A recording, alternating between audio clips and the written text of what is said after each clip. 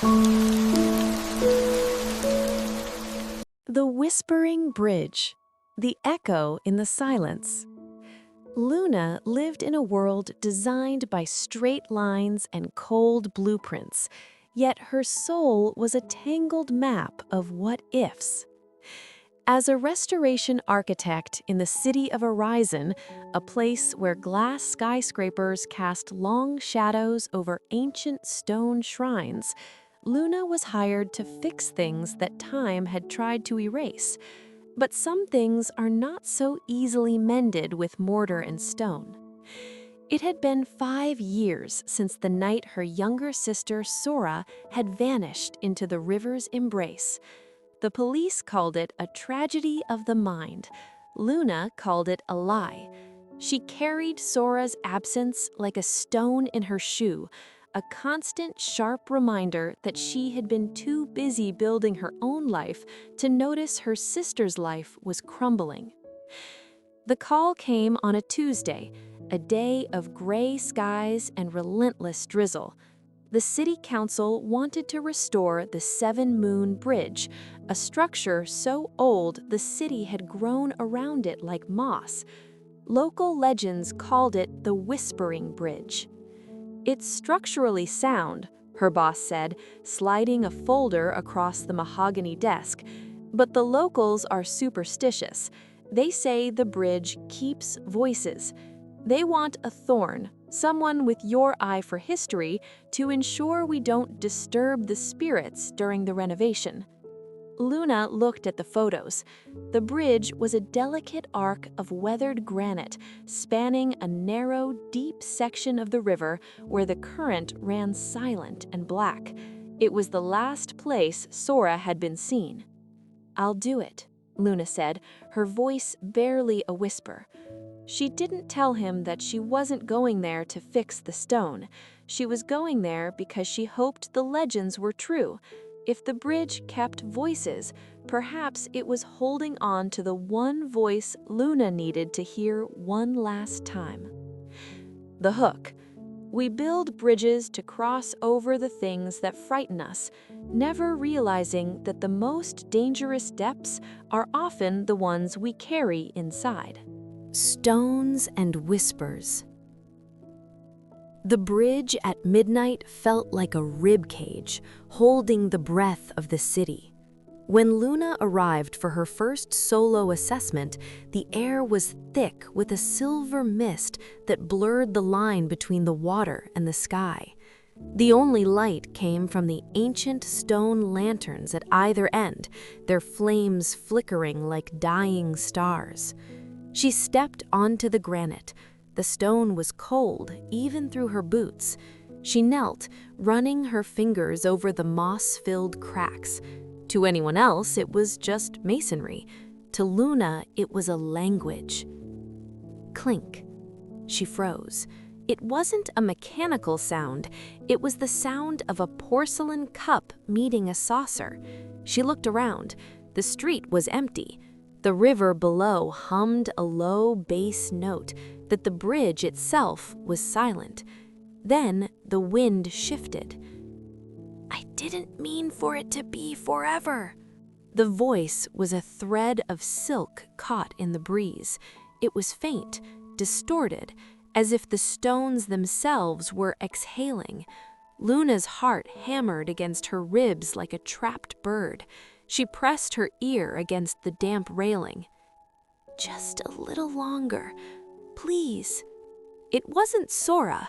It was a man's voice, weary and heavy with a regret that sounded decades old. Luna realized then that the whispers weren't ghosts in the traditional sense.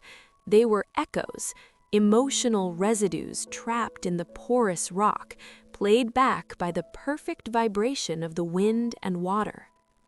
As she moved toward the center of the arc, the keystone, the air grew colder. The scent of rain-dampened stone was joined by a sudden, sharp smell of jasmine, Sora's perfume. Luna gasped, her hands gripping the cold granite so hard her knuckles turned white. "Sora?" she called out into the fog. The bridge didn't answer with a name.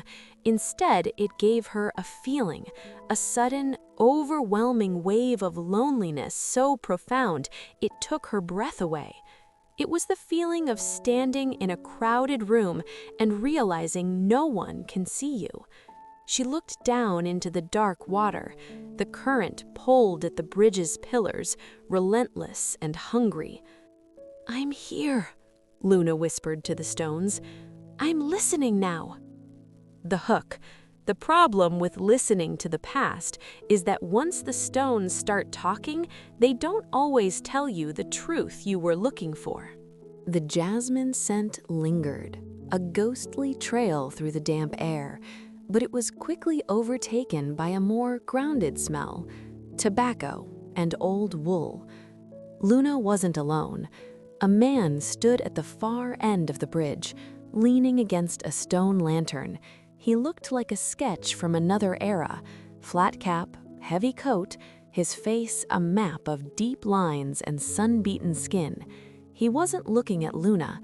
He was looking down at the water, as if waiting for a ship that was 50 years late. "You won't hear her clearly tonight," the man said. His voice was gravelly, blending into the sound of the river. "The moon is too shy. The stones only give up their deepest secrets when they are bathed in light." Luna stood up, dusting the grit from her knees. "Who are you?" "A gardener of echoes," he replied, finally turning to look at her. His eyes were the color of the river. "I've lived in the house at the foot of this bridge since before you were a thought. I've watched people come here to drop their burdens into the water. Most don't realize the bridge catches them before they hit the surface."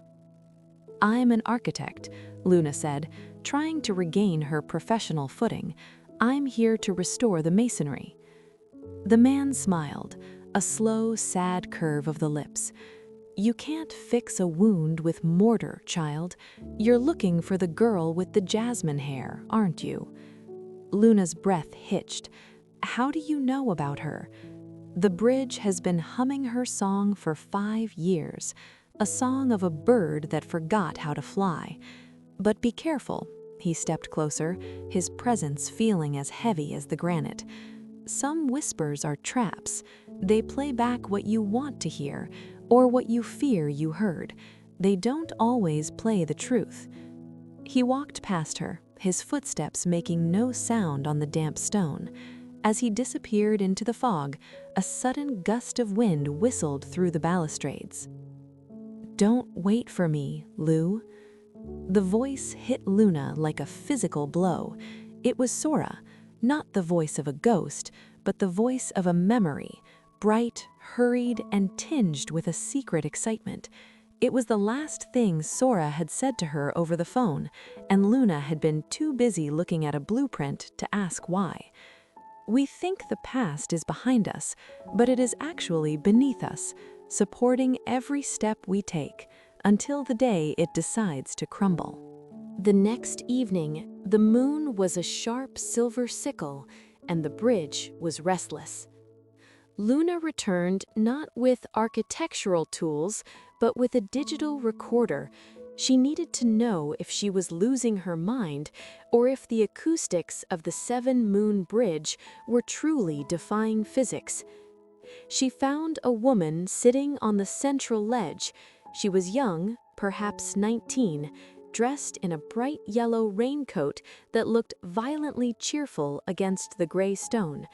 She was crying, not with loud sobs, but with the quiet, rhythmic vibration of someone who had run out of tears.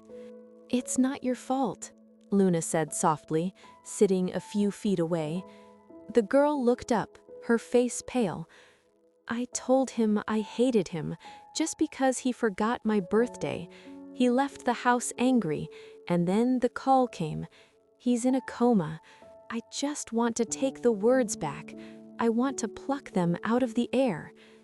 "The bridge hears you," Luna said, surprised by her own conviction. "I heard him, just a minute ago. I heard him laughing. It sounded like he was right next to me, telling me that joke about the 3 squirrels. Does it mean he's forgiven me? Or is it just the wind? Luna looked at the girl and saw herself 5 years ago. She saw the cycle of karma, the way we punish ourselves for a single moment of human imperfection, turning a mistake into a life sentence. Maybe it's neither. Maybe the bridge is showing you that the laughter was more real than the anger. The anger was a second, the laughter was a lifetime. The girl wiped her eyes, looking at the stone railing. She reached out and touched the granite, her fingers trembling. For a moment, the air around them seemed to warm. The girl stood up, her yellow coat a beacon in the dark. "I need to go to the hospital," she said, her voice stronger. "I need to tell him the laughter is what I'm keeping." As the girl walked away, the bridge seemed to exhale a soft, humming note. But as Luna turned back to her own work, the jasmine scent returned, sharper this time, almost bitter. A new whisper rose from the keystone, a jagged, fractured sound. "The shadow, Lou, he's following the shadow." Luna's blood ran cold. Sora hadn't been alone that night. Sometimes the most healing thing we can hear is a truth we aren't ready to face. Luna had come for a goodbye, but the bridge was giving her a warning. Fragments of truth. Luna's fingers shook as she pressed the record button on her device. The whisper she had just heard, "He's following the shadow," wasn't the voice of a girl choosing to leave the world. It was the voice of someone afraid. She began to examine the stones of the keystone with a different kind of intensity. As an architect, she knew that stone was more than just mineral. It was a recording medium.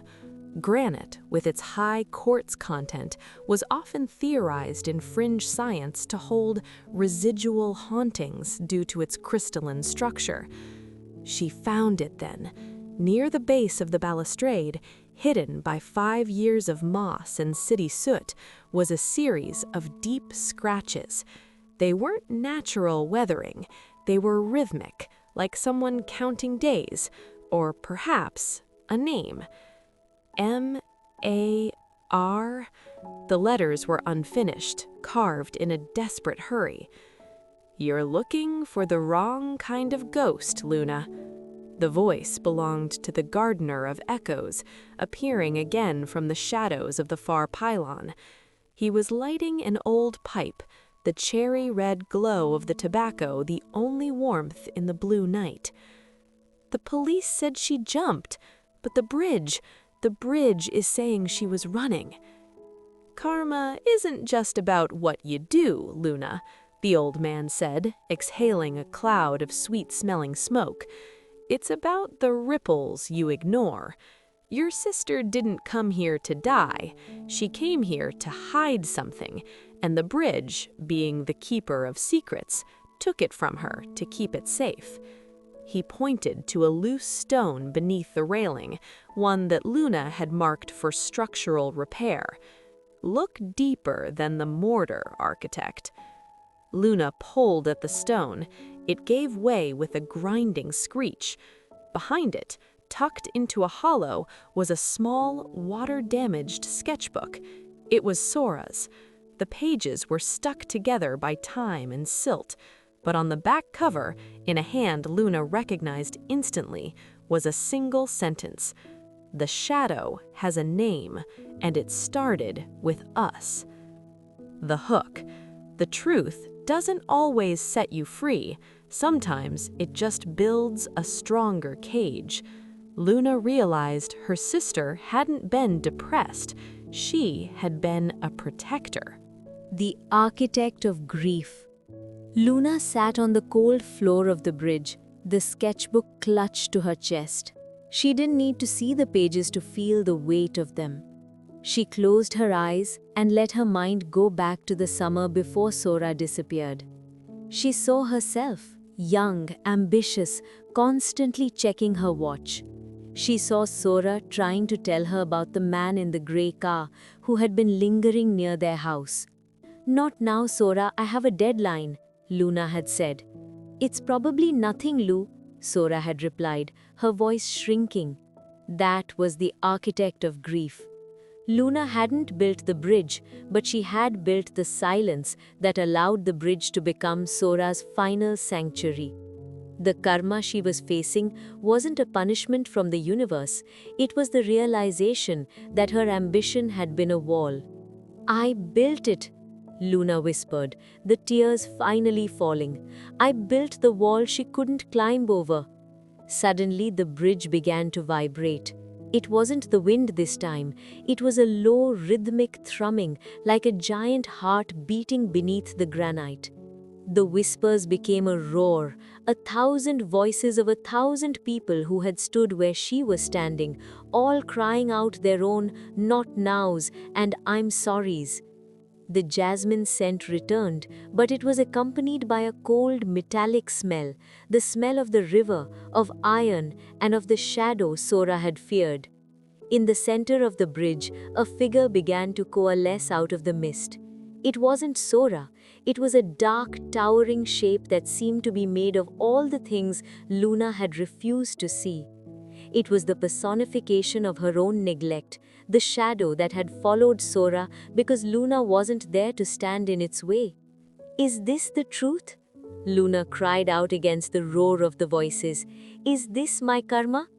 The figure didn't speak, it simply pointed toward the water. "We spend our lives looking for someone to blame, but the hardest person to forgive is the one who was supposed to be watching." The dark shape in the mist did not move. It stood like a monolith of grief at the center of the bridge. Luna stepped toward it, the sketchbook clutched like a shield. "You aren't a man," she whispered, her voice trembling but certain. "You're the silence. You're every time I didn't listen." As she spoke, the figure began to shift, its edges softening. It didn't vanish, but it transformed. Out of the darkness, a smaller, brighter light began to pulse. The scent of jasmine became so thick, it was like tasting a memory. "Lou?" This time, the voice didn't come from the stone. It came from the air right beside her ear. Suddenly, the bridge played the memory of that final night, but not as a sound. It was a projection of emotion. Luna felt Sora's heart racing. She felt the fear, not of a man in a car, but the fear of being a burden. The shadow Sora had been running from wasn't a predator. It was her own escalating depression. A shadow she felt was chasing her and threatening to darken Luna's bright, successful world. Sora hadn't jumped because she wanted to die. She had slipped because she was trying to hide her pain so deeply that she lost her footing. The M-A-R carved in the stone wasn't a name. As Luna cleared more moss away, she saw the full word, M-A-R-Y. "St. Mary's," Luna gasped, the local clinic for mental health. Sora had been trying to find the words to ask for help, carving the name of the place she wanted to go, but her courage had failed her before the granite could finish the story. The shadow finally spoke, but it was Luna's own voice echoed back to her. "I'm sorry I was too busy. I'm sorry I didn't see the dark." In that moment, the figure of the shadow dissolved into 1,000 glowing motes of light. The karma was the confrontation. The life lesson was that we cannot save everyone, but we can honor them by finally acknowledging their truth. The hook. The heaviest thing we carry isn't the mistakes of others, but the secrets we keep from ourselves. Luna had finally looked into the dark and found that the dark was just a part of the light she hadn't accepted yet. The flow of forgiveness. The morning sun began to bleed through the skyscrapers of Arisen, turning the river from black to a deep, shimmering teal. Luna stood at the keystone. She held the sketchbook in her hands. She had spent 5 years wanting to solve a murder, wanting to find a villain, because a villain was easier to handle than the truth of human fragility. She took a deep breath of the salt-tinged air. The whispering bridge was quiet now. The hundreds of voices had retreated into the stone, satisfied, perhaps, that one of them had finally been understood. She didn't leave the sketchbook in the hollow. Instead, she opened it to the first blank page and wrote, "I see you now, Sora, and I'm staying to listen." The restoration of the bridge began a month later. Luna didn't just fix the masonry, she turned the bridge into a healing walk. She installed benches where the whispers were strongest and small plaques that encouraged people to sit and speak their truths into the wind. The gardener of echoes appeared one last time as she was packing up her tools on the final day of the project. He looked younger in the daylight, his eyes reflecting the clear blue sky. "The stones are quieter now," he noted, puffing on his pipe. "They don't need to shout anymore," Luna replied. "They just need to be heard." As she walked away, a soft breeze ruffled her hair. There was no jasmine scent this time, just the smell of the river, clean and moving, carrying the past away to the sea where it belonged. Luna checked her watch. It was 9 a.m. For the first time in her life, she wasn't rushing to a meeting. She stopped, turned back to the bridge, and whispered a single word: "Peace." The bridge didn't whisper back. It didn't have to. The silence was no longer empty. It was full of the light of a new day. The healing thought. Tonight, as you lay your head down, ask yourself, is there a bridge you need to cross? A whisper you've been ignoring? Healing doesn't happen when the pain stops. It happens when you finally stop running from it.